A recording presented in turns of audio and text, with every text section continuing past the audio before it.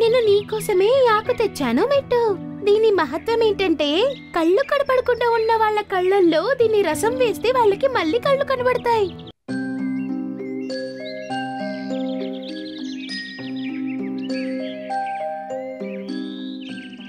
మిట్టు పక్షి ఒక పెద్ద చెట్టు మీద కొన్ని పక్షులతో పాటు జీవించేది.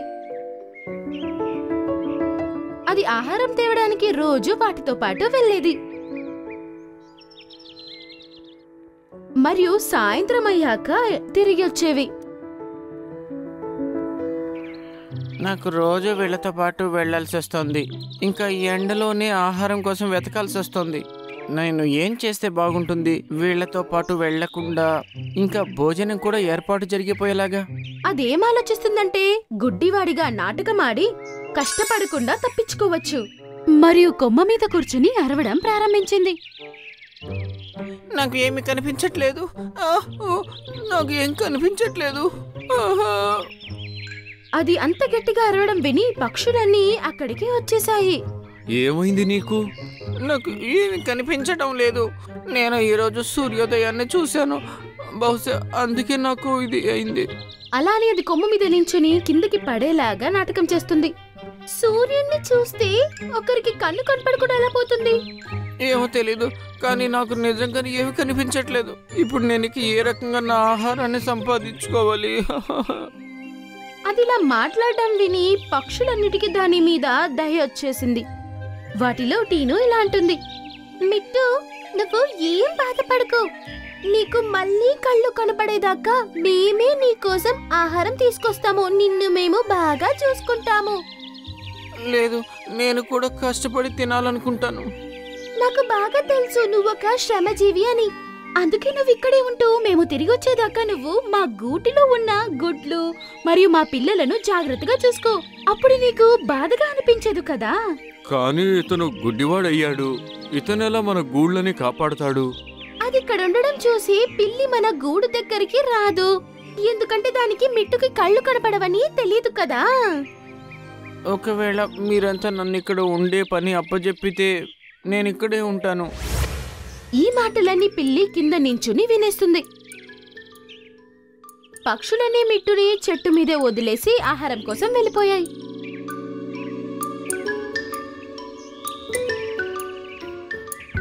వాళ్ళు వెళ్ళగానే పిల్లి చెట్టు దగ్గరకొచ్చింది. అరెవ్వా, ఈ రోజు మనకి పార్టీనే. ఈ గొడ్డు చిలక వారి గూటిని ఏం రక్షిస్తుంది?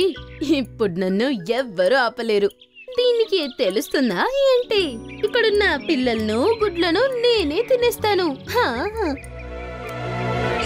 అలా అని అది చెట్టు మీదకి ఎగురుతుంది మరియు గూడు వైపు నడుచుకుంటూ వెళ్తుంది. జాగ్రత్త, ముందుకొచ్చావంటే రేపటికి నీకు రోజులు ఉండవు ఇంకా. అలా అని మిట్టు ఎగిరి పిల్లి మీద దాడి చేస్తుంది. పిల్లికి బాగా తగులుతుంది. అరే, ఇది పెద్ద దొంగలా ఉంది. దీనికంతా కనబడుతుందా? కాపాడండి. పిల్లి అక్కడి నుంచి పరిగెత్తుకుంటూ వెళ్ళిపోతుంది. ఇలా మిట్టు వాళ్ళ గుడ్లని మరియు పక్షుల్ని కాపాడుకుంటుంది. పక్షులన్నీ తిరిగి వచ్చేటప్పుడు మిట్టు కోసం వాళ్లతో పాటు ఆహారం తీసుకొచ్చారు. మిట్టు మజాగా తినింది మరియు గుడ్డివాడోన నాటకాన్ని కూడా సాగిస్తోంది. మరుసటి రోజు పక్షులన్నీ ఆహారం తేవడానికి వెళ్ళడానికి రెడీ అయి ఉన్నాయి. కానీ టీను కనబడట్లేదు. ఈ టీను పొద్దు పొద్దున్నే ఎక్కడికి వెళ్ళిపోయింది? అప్పుడే వాళ్ళకక్కడ టీను రావడం కనిపించింది. తన నోట్లో ఒక ఆకు ఉంది. అది ఆకుని కొమ్మ మీద తీసుకొచ్చి పెట్టింది మరియు ఇలా అనింది, నేను నీకోసమే ఈ ఆకు తెచ్చాను మిట్టు. దీని మహత్వం ఏంటంటే కళ్ళు కనపడకుండా ఉన్న వాళ్ళ కళ్ళల్లో దీని రసం వేస్తే వాళ్ళకి మళ్ళీ కళ్ళు కనబడతాయి. ఒకవేళ బాగున్న కళ్ళల్లోకి రసం వేస్తే కళ్ళు కనపడకుండా పోతాయి. అయితే నేను ఈ ఆకు రసాన్ని నా కంట్లో వేసుకోలేను. ఎందుకు వేసుకోవు? నువ్వు ఇలాగే గుడ్డిగా ఉంటావా? అది విని మిట్టుకి బాగా అర్థమైంది. ఒకవేళ నిజం మాట్లాడితే అది బట్ట బయలవుతుంది. సరే, వెయ్యి. అది విని టీను తన కళ్ళల్లోకి రసంని వేస్తుంది మరియు దానికి చాలా మంట కలిగింది. మండిపోతున్నాయి. నాకేం కనిపించట్లేదు. నా కళ్ళు మండిపోతున్నాయి. అయ్యో, ఏం కనిపించట్లేదు. అరే ఏమంటున్నావు మిట్టు? నీకు నిన్నే కళ్ళు కనపడకుండా పోయింది కదా, ఇప్పుడు కనబడట్లేదని అంటున్నావేంటి? అంటే నేను చెప్పేది ఏంటంటే నాకు బాగైపోయింది. నాకు ఇప్పుడు అన్నీ కనిపించేస్తున్నాయి. నీకు కళ్ళు కనబడుతున్నాయని సంతోషంగా ఉంది. ఇప్పుడు మిట్టుకి నిజంగానే కళ్ళు కనపడకుండా పోయాయి, కానీ ఎవరి దగ్గర అది నిజంని చెప్పలేకపోయింది. మిట్టు, నువ్వు ఈ రోజే బాగయ్యావు కదా, ఒక పని చెయ్, ఈ రోజు కూడా ఇక్కడే ఉండి అందరి గూడుల్ని చూసుకో. రేపటి నుంచి మాతో పాటు రావచ్చు. అన్ని పక్షులు దానిని గూటి దగ్గర వదిలేసి వెళ్లిపోయాయి. పిల్లికి ఇప్పుడు తెలిసిన విషయం ఏంటంటే ఇప్పుడు నిజంగానే కళ్ళు కనపడవు అని.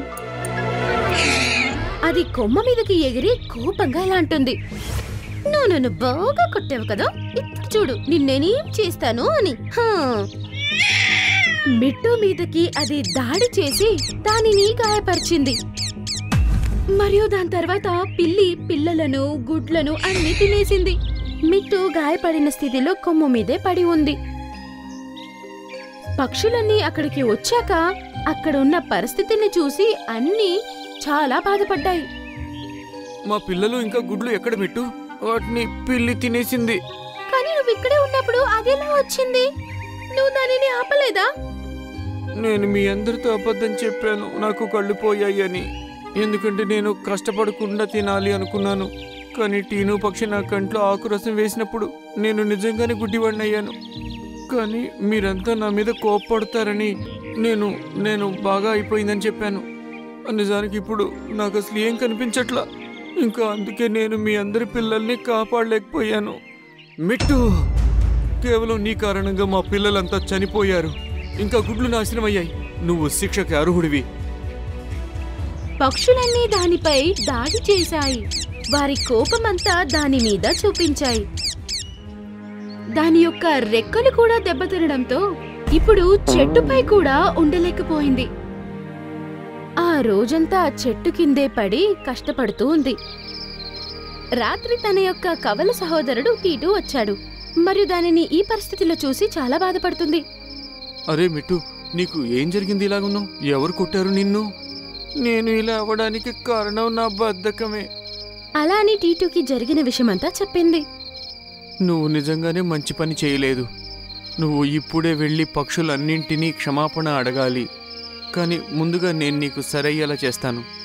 అలా అని అది అక్కడి నుంచి వెళ్ళి అదే ఆకుని మళ్ళీ తీసుకుని వచ్చింది మరియు ఆ ఆకు యొక్క రసాన్ని మిట్టు యొక్క కళ్ళలోకి వేసింది. ఇప్పుడు కళ్ళు బాగా కనపడుతున్నాయి మిట్టుకి. టీటు, ఇప్పుడు నాకు అన్నీ కనిపిస్తున్నాయి. ఇప్పుడు ఇంటికిళ్ళు ఆ పక్షులన్నింటినీ క్షమాపణ అడుగు. అది దానిని పక్షుల దగ్గరికి తీసుకెళ్లి ఇలా అనింది, ప్రియమైన మిత్రులారా, మీ కోపంలో అర్థం ఉంది. కానీ మిట్టుకి ఇప్పటికే తగిన శిక్ష పడింది. ఇప్పుడు మీరితన్ని ఒకసారి క్షమించండి. భవిష్యత్తులో తను ఎప్పుడూ ఇలాగ చేయడు. అది విని పక్షులన్నీ దానిని క్షమించాయి. ఆ రోజు నుంచి అది ఎప్పుడూ సోమారితనంగా లేదు మరియు ఎవ్వరితో అబద్ధం చెప్పలేదు. చచ్చాన్రా బాబోయ్, నిజంగా ఇది చాలా కారంగా ఉంది. హాయ్, అరే బుల్బుల్, దీంట్లో నువ్వు చాలా ఎక్కువగా కారం వేశావు. చంపావట్లో పక్షులన్నీ చాలా సంతోషంగా జీవిస్తూ ఉండేవి. 4 వైపులు సంతోషం మాత్రమే నిండి ఉంది. ఆ పక్షుల్లో ఒక పావురం ఉండేది. దానికి కళ్ళు కనబడవు. ఈ మర్రి చెట్టుపై పక్షులు ఉన్నాయి. అవి అనుకున్నట్లే వాటి రోజు ప్రారంభిస్తుంది. అన్నీ చాలా సంతోషంగా ఉన్నాయి. ఆ మర్రి చెట్టున జీవించే పక్షులు అన్నీ జుమ్రి పావురంకి కళ్ళు కనపడవని అన్నీ ఆట పట్టించేవి. కొన్ని పక్షులైతే దాని దగ్గర చాలా కఠినంగా మాట్లాడేవి. అందువల్ల జుమ్రి పావురం ఎప్పుడూ చాలా బాధపడుతూ ఉండేది. అరే చూడు, ఈ వాతావరణం ఎంత బాగుందో. ఈ వాతావరణం చూస్తుంటే ఎగరాలనిపిస్తుంది. మన సంగతేమో పర్లేదు, మరి జుమ్రి పావురం సంగతేంటి? పాపం దానికి కళ్ళు కూడా కనబడవు. దానికి మంచి వాతావరణం చెడ్డ వాతావరణం అనేది ఏముంది? నాకు కళ్ళు కనబడవేమో, కానీ మీకు బాగానే కనిపిస్తుంది కదా. మీరు మాట్లాడుకున్నది వింటుంటే నాకు వాతావరణం ఎంత బాగుందో అర్థమవుతుంది. జుమ్రి పావురం, ఇప్పుడు ఈ గూడు ఒక్కటే నీకు ప్రపంచం అయిపోయింది కదా. నువ్వు పాపం ఏమీ చూడలేవు మరియు దాని అందాన్ని చూసి సంతోషించలేవు. దానికేంటి, నా జీవితమే చీకటైపోయింది కదా. జుమ్రి పావురం ఎక్కడికి వెళ్లి రాలేకపోయింది.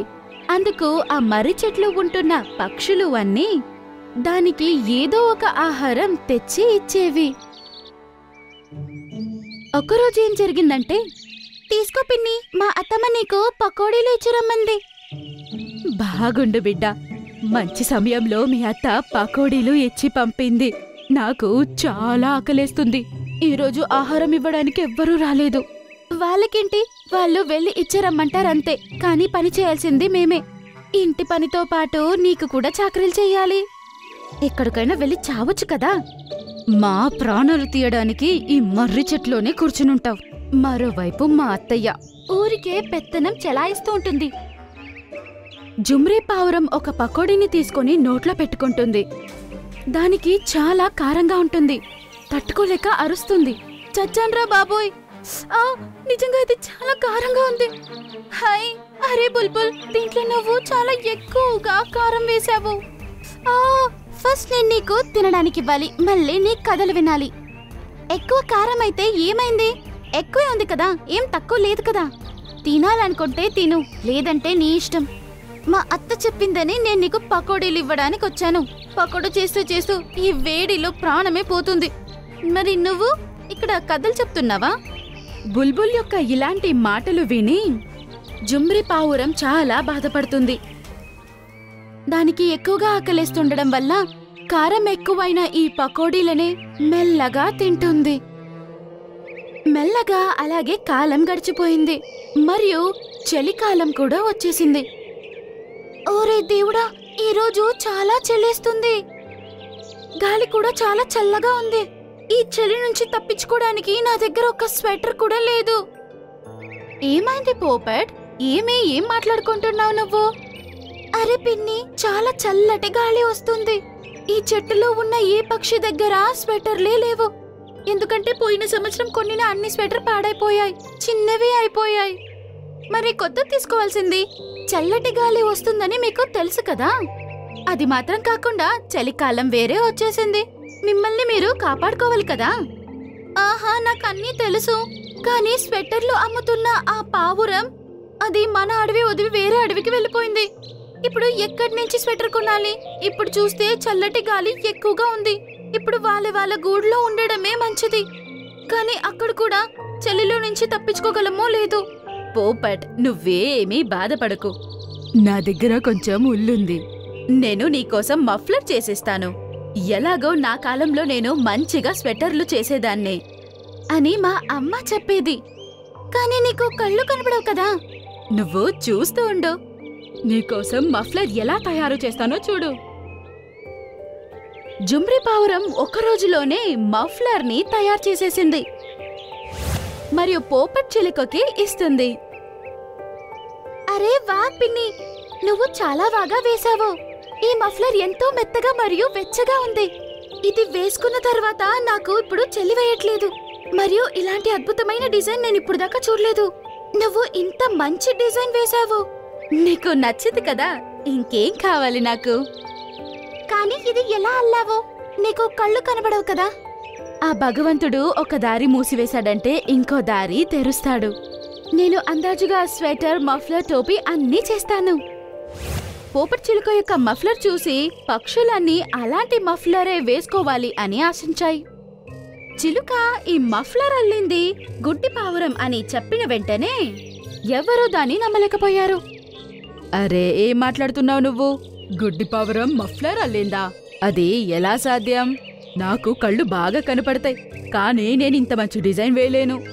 ఇంకోవైపు ఈ పావురానికి కళ్ళు కనబడవు, మరి ఇంత మంచి డిజైన్ ఎలా వేసింది? గుడ్డి పావురంతో ఉపయోగం లేదు అని ఇన్ని రోజులు అనుకున్నాము. ఈ రోజు నాకు ఒక విషయం తెలిసింది. అది చాలా మంచి స్వెటర్లు అల్లుతుంది. ఈ చలికాలంలో మనకు చాలా కష్టంగా ఉంది, ఎందుకంటే మన దగ్గర స్వెటర్లు, టోపీలు, మఫ్లర్ ఏమీ లేవు. నేను నమ్మలేకపోతున్నాను. రేపు ఉదయమే గుడ్డి పావురం దగ్గరికి వెళ్ళి ఈ విషయమేంటో తేల్చుకుంటాను. టున్టున్ పక్షి గుడ్డి పావురం దగ్గరికి వెళ్తుంది. అది చూసినప్పుడు నిజంగానే జుమ్రి పావురం స్వెటర్ అల్లుతూ ఉంటుంది. అది చాలా మంచి డిజైన్ వేస్తూ ఉంటుంది మరియు అది చేసిన స్వెటర్ వేసుకుంటే చలి నుంచి తప్పించుకోవచ్చు. జుమ్రి పావురం, మమ్మల్ని క్షమించు. రోజు మేం నిన్ను అవమానించాము. దేనికి పనికిరాని దానివి అని అనుకున్నాము. నువ్వు నా కోసం కూడా ఒక స్వెటర్ వేసిస్తావా? ఆహా, ఖచ్చితంగా. నాకీ పని చేయడం చాలా ఇష్టం. జుండ్రి పావురం స్వెటర్లు అల్లడం గురించి ఇప్పుడు అడవంతా తెలిసిపోయింది. అందరూ తన దగ్గర స్వెటర్లు అల్లించుకోవాలి అనుకున్నారు. ఇప్పుడు జుమ్రి పావురం స్వెటర్ల ఒక అంగడి ఓపెన్ చేసింది. అందులో అది స్వెటర్లు అల్లి అమ్మడం ప్రారంభించింది. అది స్వెటర్లు అల్లిన వెంటనే అది అమ్ముడుపోయేవి. అందువల్ల ఇప్పుడు ఎవరి దగ్గర చేయి చాచాల్సిన అవసరమే లేదు. ఇప్పుడు తన జీవితం చాలా సంతోషంగా గడుపుతుంది. నన్ను క్షమించండి పిన్ని, ఆ రోజు మీతో నేను చాలా కఠినంగా మాట్లాడాను. మీరు చాలా మంచిగా స్వెటర్లు అల్లుతారని విన్నాను. నాకు కూడా మీరు నేర్పిస్తారా? ఆహా, ఖచ్చితంగా. నీకు కూడా నేను నేర్పిస్తాను. మరియు నీ ఇంట్లోనే నీకోసం నువ్వు స్వెటర్లు అల్లుకోవచ్చు. జుమ్రి పావురం కొన్ని పక్షులకు స్వెటర్లు అల్లడం నేర్పించేది మరియు తను కూడా అల్లి వాటిని అమ్మేది. అందువల్ల అందరూ తనని చాలా ఇష్టపడేవారు. ఇప్పుడు తనకు కళ్ళు కనపడకుండా పోవడం ఎవ్వరికీ సమస్యే కాదు.